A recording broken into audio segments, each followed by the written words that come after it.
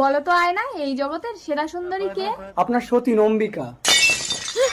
বড় রানী অম্বিকা, তুই আজ থেকে ঘরে সব কাজ করবি। ছোট রানী যাতো না, বাড়িতে তো কাজের লোক আছে। সবাইকে আমি ছুটি দিয়ে দিয়েছি, যা রান্নাঘরে গিয়ে কাজ কর। ঠিক আছে যাতো না। রাজা 6 মাসের জন্য বাণিজ্যে গেছে, ততদিন তুই উনুনের কালি মাখ।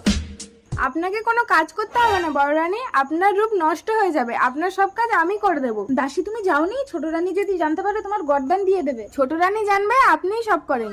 6 মাস তো কেটে গেল, এবার বলো তো আয়না, এই জগতের সেরা সুন্দরী কে? আপনার সতীন অম্বিকা। বাহুবলী! আদেশ করুন ছোট রানী।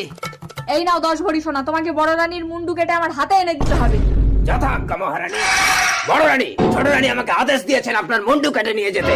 বড় রানী আপনি পালিয়ে যান। বাহুবলী তুমি আমার মুন্ডু কেটে নিয়ে যাও। এই দাসী, তোর শেষ ইচ্ছে কি বল? আমি তোমাকে স্বামী রূপে পেতে চাই বাহুবলী।